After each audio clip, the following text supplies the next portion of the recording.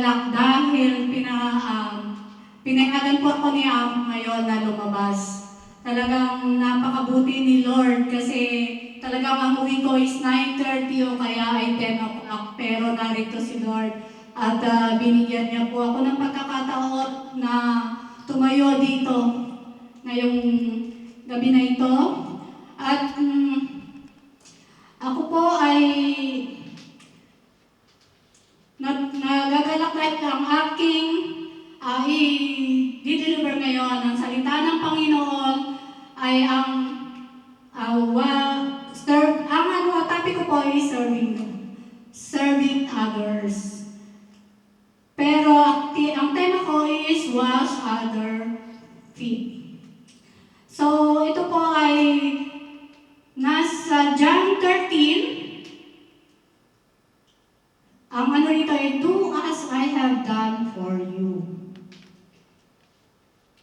Kung ano yung ginawa ng Panginoon sa kanyang mga alagad, gawin din natin sa iba. Kung anong ginawa ng Panginoon para sa atin, ibalik din natin sa iba.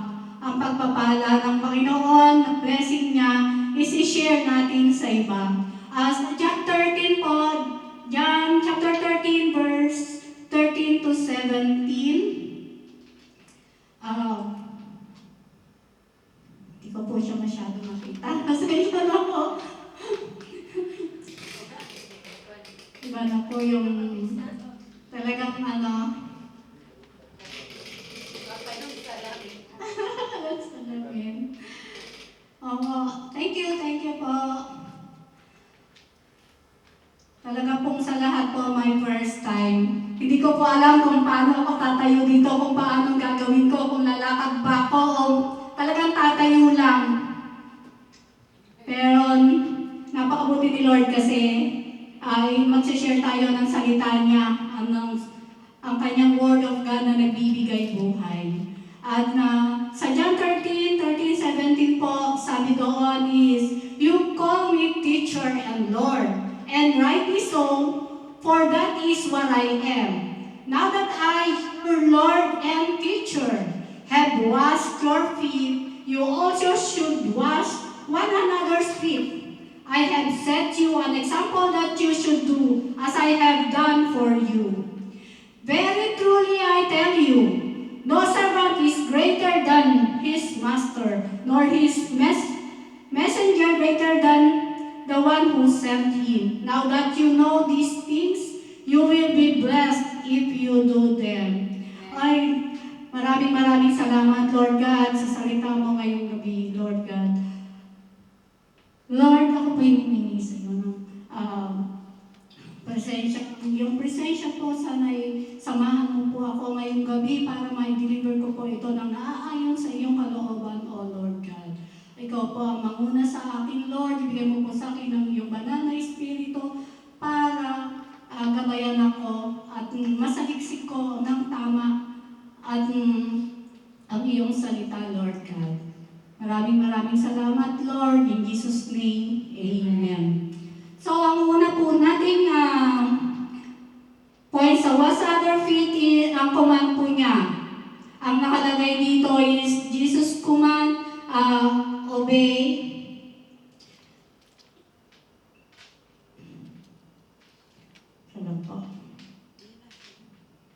Nakalagay ang points number 1, ang points ko sa wash others feet is Jesus' commandment to obey.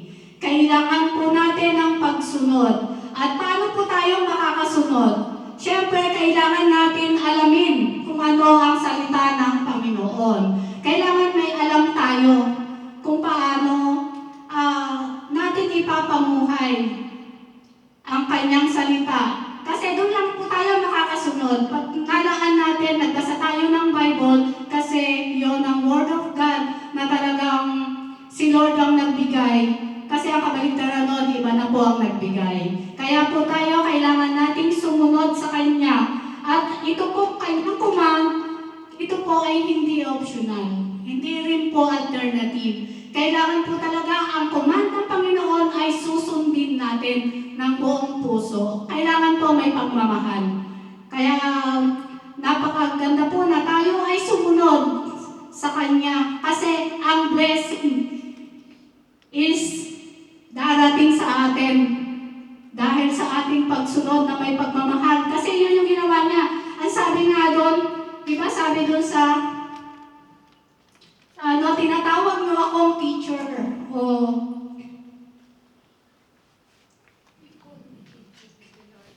sa Tagalog na lang po kasi medyo mahina po ako sa English. Ang sabi po diyan, tinatawag niyo akong guro at Panginoon. At tama kayo dahil ito nga ang totoo. Di po ba? Tinatawag siyang mga guro ng mga apostol niya. At tinatawag din siyang Panginoon. Pero bakit tinatawag siya doon? Bakit hinugasan ni Lord Jesus ang mga paa ng disipulo? Di po ba? Talagang yung pinakamababang ng alipin, di ba, yung servants, yun talaga yung pinakamababa.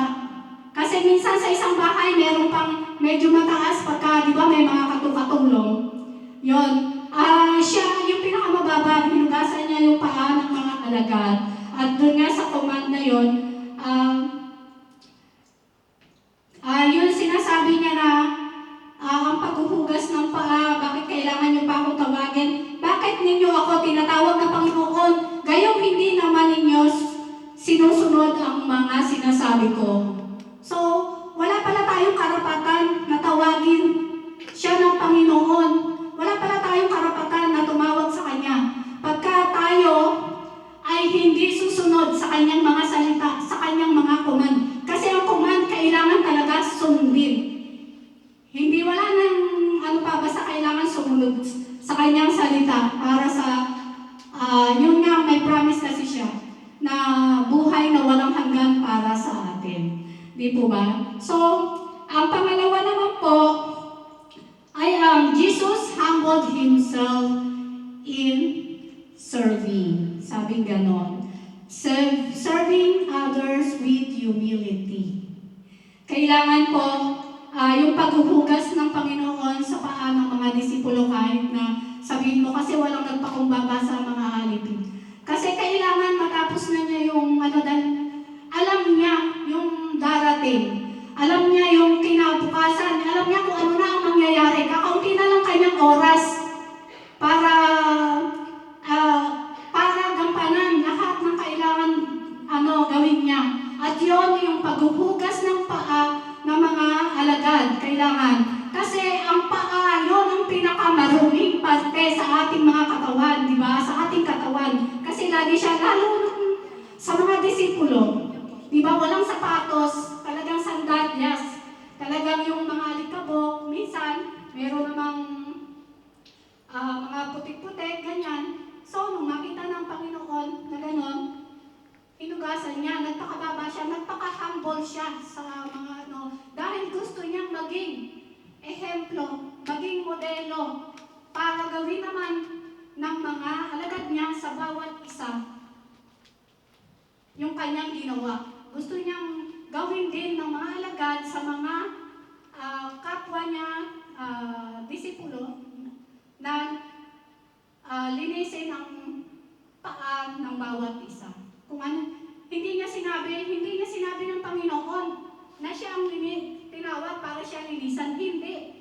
Yung kapwa nila, dapat, yung kapwa paa ang dapat linisan sa kapwa ng mga disipulo. So, doon po, kailangan is maglingkod tayo, maging humble tayo, magpakumbaba tayo. Kasi, yun ang gusto ni Lord. Yun ang nais ni Lord na gawin natin sa kapwa natin, sa iba. So, nasa pangatlong, na po tayo? Serve others with humility. Yung pong, doon na po tayo sa pangatlo, serve others whoever they are, especially the poor. So, kailangan po, kasi napansin po natin, si Jesus Christ, di po ba, wala siyang pinagsaservan kundi wala siyang, di ba, yung mga pinagagaling niya, yung mga mahihirap. Hindi siya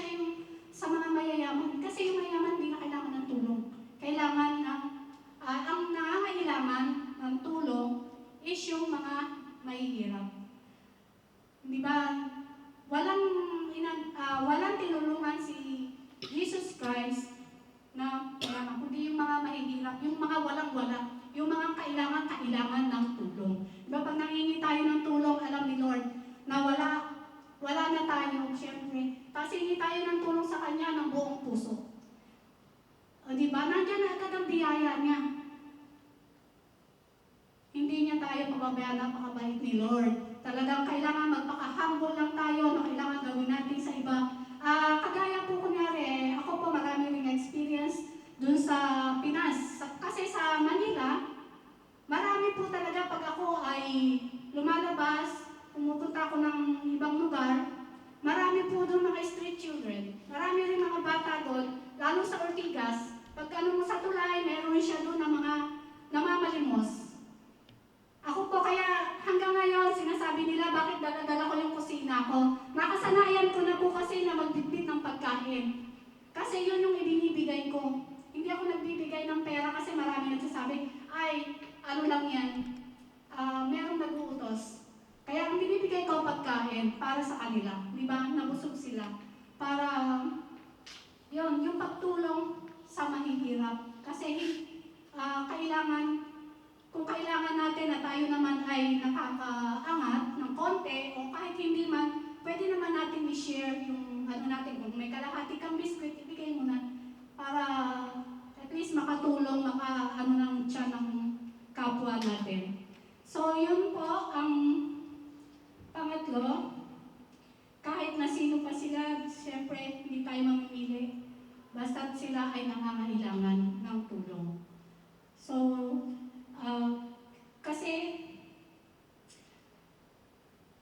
at saka kung tutulong po tayo, kailangan galing sa puso. Kasi hindi tayo makakatulong sa iba kung hindi yung nasa puso kasi pakitang tao na yun. Hindi yun makakalugod kay Lord. Kaya kailangan may pagmamahal. Kasi yan ang ginawa ng Panginoon sa atin. Di ba? Minahal niya tayo, kaya binigay niya sa atin ang kanyang bugtong na anak para tubusin tayo sa kasalanan natin, di ba? Kaya yon, malapit na siya ni Judas Iscariote, alam niya yon.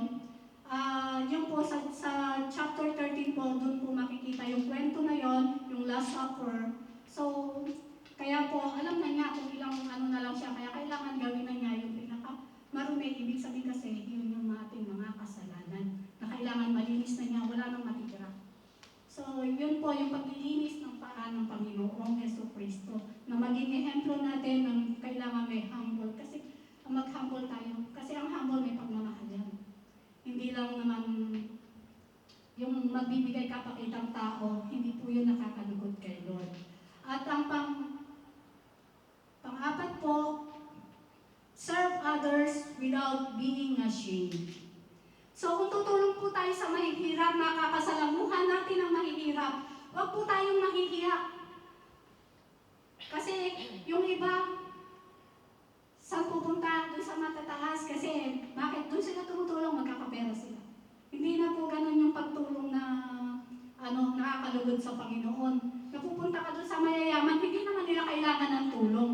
Tapos mahihiya ka, makikisalamuha ka sa mga mahihirap. Magbibigay ka ng tulong kahit konti lang. Yung bang madidikit, yung iba kasi nandidiri, di ba? Na yung mga ibang nasa lansangan na talagang kailangan nila ng tulong, needy talaga.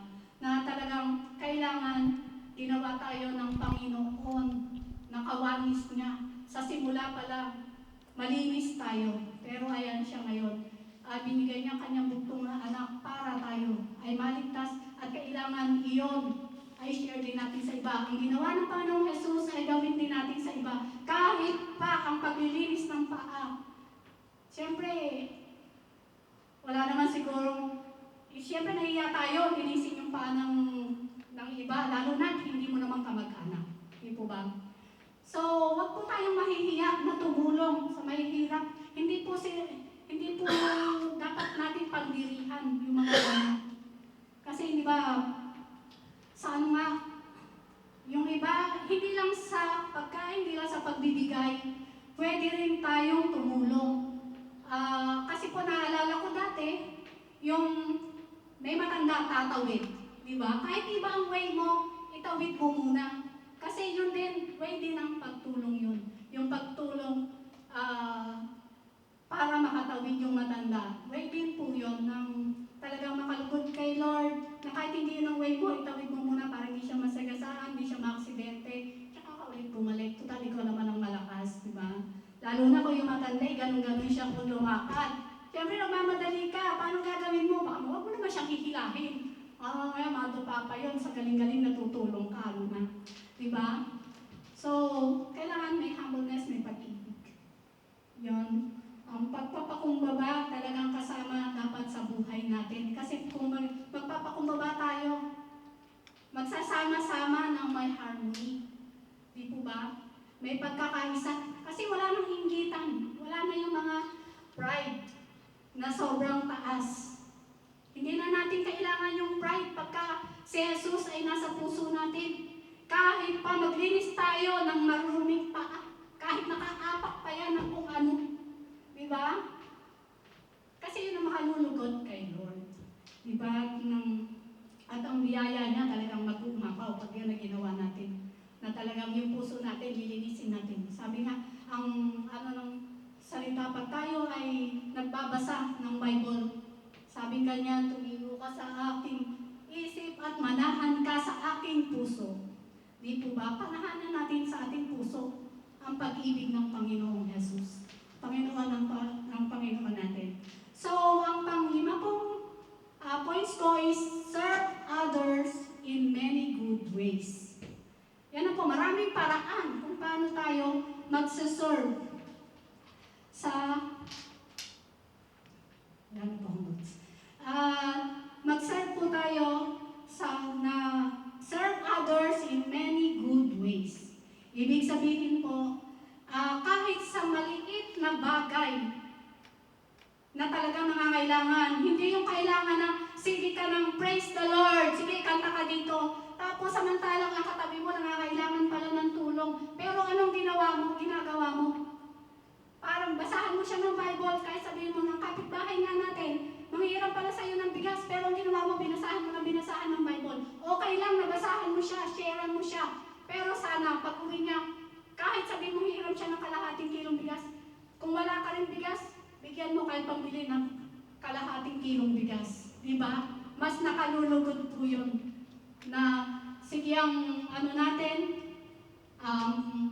pagsasabi natin ng mga good works, pero hindi naman natin isinasabuhay. Diba? Isinabuhay man natin, pero pakitang tako, pero dapat yung isa puso natin ng good works ni Lord talagang nag-uumapaw. At sabi nga po doon sa ating salita ng Panginoon ngayon, di ba? Kung ako ang guro at Panginoon ninyo ay hinugasan ng inyong mga paa, dapat ay ganon din ang gawin ninyo sa isa't isa. Ginawa ko ito bilang halimbawa na dapat ninyong tularan. So yun po yung sabi ni Lord, kailangan natin siyang tularan. Kailangan lahat yung ginawa niyang magaganda is sa buhay din natin at i-share natin sa iba. At kaya gawin din ninyo ang ginawa ko sa inyo. Yung paghuhugas niya ng paa sa mga alagad, kailangan gawin din natin sa iba. At ang sabi rito, sinasabi ko sa inyo ang totoo, walang alipin na masigit sa kanyang amo at wala rin isinugo na masigit sa nagsugo sa kanya. Ibig sabihin, halimbawa po, tinuruan ako ni Brother Joseph. Hindi po pwedeng natuto na ako, hindi ko siya pwedeng lagpasan dahil siya nagturo sa akin sa pagano. Pwede akong pumantay sa kanya, pero hindi ko siya pwedeng lagpasan. Di po ba? Kaya yun, ang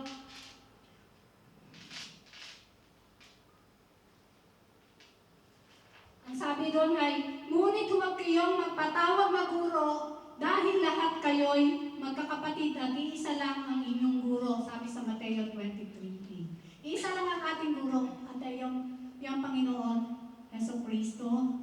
At huwag din kayong magpatawag na amo dahil isa lang ang inyong amo. Walang iba kundi ang Kristo. So, siya lang po ang ating Panginoon. Siya lang din ang ating guro. Si Jesus Christ, ang ating Panginoon na magliligtas sa atin. So, kailangan lang nating sumunod. Yun po. Ang sabi nga doon, sino ang gustong ma-bless? Siyempre, kailangan nating sumunod. Sumunod sa command ng Panginoong Jesus. Kasi gusto nating ma-bless. Kasi pag hindi, iba, may consequence pag hindi tayo sumunod. Na, kaya, ipamuhay natin yon, sumunod tayo, at ang blessing sa atin ay mag-uumapaw, at ito po ay ang serve, humility, and expect blessings. So, yun po ang Word of God ngayong gabing ito.